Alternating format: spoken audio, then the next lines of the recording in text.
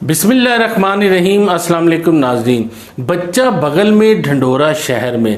नाज़रीन, पाकिस्तान की अदलिया और नैब पिछले 3-4 साल से नियत कर बैठे हैं कि वो पाकिस्तान को करप्शन से पाक करेंगे और पाकिस्तान के तमाम जो साबिक हुक्मरान हैं, जो भी करप्शन में मुलव्वस है, या सरकारी मुलाजमीन या ब्यूरोक्रेसी, इन तमाम से पाकिस्तान को इस करप्शन से पाक करेंगे ताकि पाकिस्तान के अंदर फ़ॉरेन इन्वेस्टमेंट आ सके और आम आदमी की ज़िंदगी में रिलीफ लाया जा सके। मगर अब तक की अगर कारकर्दगी देखी जाए तो वो सिफर है, कुछ भी होता दिखाई नहीं दे रहा। इसी तरह जब मुशर्रफ के दौर में साबिक चीफ जस्टिस इफ्तिखार चौधरी की बहाली हुई तो लोगों के अंदर एक दफ़ा उम्मीद बंधी कि शायद अब पाकिस्तान जो है दोबारा तरक्की की तरफ गामजन हो जाएगा और लोगों को इंसाफ मुहैया होगा, फ़ॉरेन इन्वेस्टमेंट भी आएगी और बड़ी नज़में गाने बनाए गए कि धरती होगी माँ के जैसी।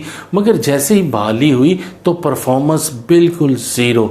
और फिर इसके बाद आज से कुछ साल पहले जब साबिक चीफ जस्टिस साकिब निसार आए तो उस वक़्त भी लोगों ने ये समझा कि अब तो हकीकी तब्दीली आ गई है और पाकिस्तान के अंदर अब बेहतरी भी आएगी, बिजनेस भी होगा और पाकिस्तान दोबारा जो है वो ट्रैक पे वापस आ जाएगा। कुछ वो डिलीवर करने की कोशिश कर भी रहे थे, मगर ओवरऑल परफॉर्मेंस देखी जाए तो उनकी भी सिफर है। और इसके बाद साबिक चीफ जस्टिस आसफ सईद खोसा साहब, इनसे भी लोगों को बहुत उम्मीदें वाबस्ता थी, मगर इनकी परफॉर्मेंस भी ज़ीरो। और अब अगर हम देखें तो मौजूदा जो चीफ जस्टिस हैं, इनकी भी परफॉर्मेंस अगर देखी जाए तो वो अब तक सिफर है।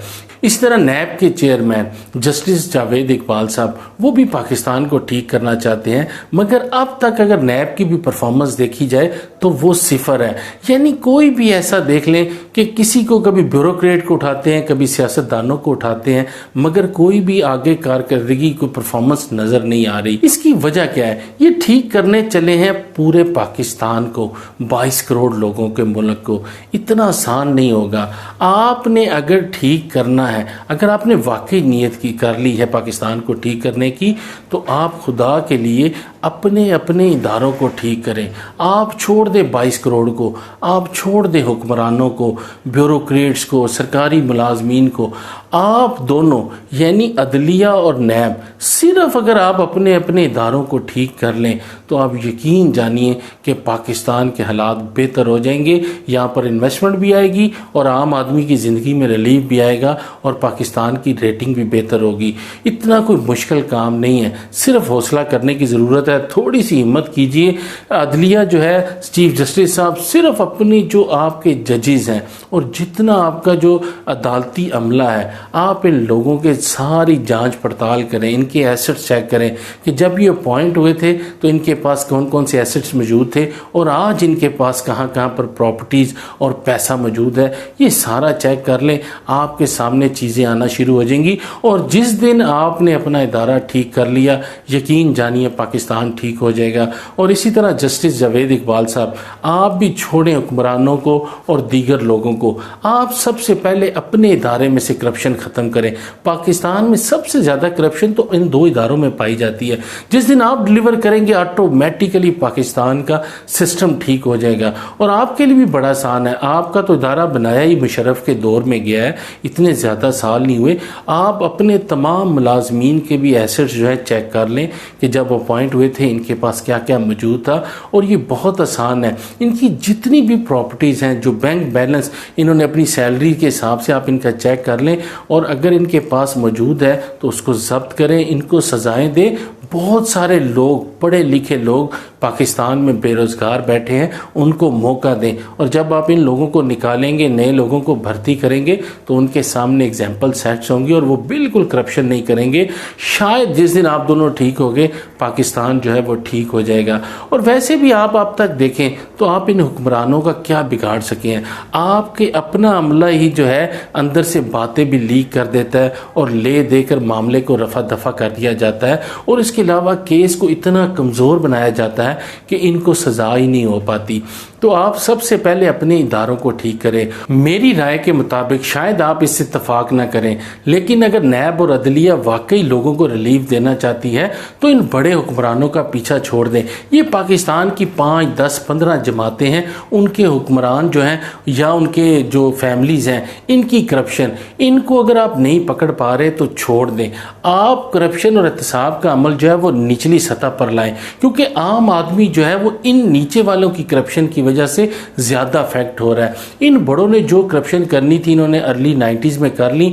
इन्होंने जो हराम माल अरबों डॉलर कमाने थे कमा लिए, और अब ये उन हराम की कमाई के साथ, उन डॉलर्स के साथ मजीद जो है वो हलाल तरीके से कमा रहे हैं। इनको भी पकड़ें, मैं ये नहीं कहता कि इनको छोड़ दें, मगर अब तक की आपकी अगर परफॉर्मेंस देखी जाए तो ये आपके काबू में नहीं आ रहे, क्योंकि आपका अपना अमला ही आपके साथ मुखलस नहीं है, जिसकी वजह से ये लोग बच जाते हैं।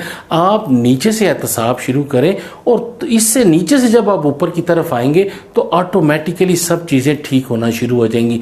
इसी तरह जो जो लोग करप्शन में मुलव्वस पाए जाएं, आप इनकी एसेट चेक करें, इनकी प्रॉपर्टी चेक करें, आपको सारी बात समझ आ जाएगी। अगर कोई नीचे से छोटे ग्रेड का बंदा भी है, अगर वो कहता है जी मेरी पहले बहुत प्रॉपर्टीज़ थी, तो उनसे पूछा जा सकता है कि यार इतनी प्रॉपर्टीज़ थी तो तुम्हें इस ग्रेड में भर्ती होने की क्या ज़रूरत थी।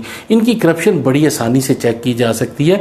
आप नीचे से अमल शुरू करें, इंशाल्लाह ताला ऊपर तक ऑटोमेटिकली सफाई होती जाएगी, और ये हुक्मरान भी आपके जो है उस चुंगल में आ जाएंगे। मगर जब तक आप ऊपर लगे, नीचे की करप्शन हर साल बढ़ती जा रही है। इन नीचे वाले हमले की वजह से मेरे और आम आदमी की ज़िंदगी में बहुत सारी मुश्किलात का हमें सामना करना पड़ता है। मिसाल के तौर पे अगर हम वापडा को देख लें, वापडा का अमला जितनी करप्शन कर रहा है, मीटर रीडर्स जितने मीटर जो हैं उनकी रीडिंग को पीछे करते हैं और मंथली उनकी लगी हुई है, ये सारी करप्शन जो भी हो रही है, इसका एट दी एंड बोझ जो है वो आम सारफ के बिलों में डाल दिया जाता है, जिससे हम लोग मुतासिर हो रहे हैं। इसी तरह जितनी सड़कें बनती हैं, जितने ठेके दिए जाते हैं, यानी एक सड़क की कॉस्ट अगर 10 लाख रुपए है तो उसका ठेका जो है वो 40 लाख 50 लाख में दिया जाता है, और यही सरकारी मुलाजमीन जो है 5-5 लाख रुपया लेकर सड़कों को पास कर रहे हैं।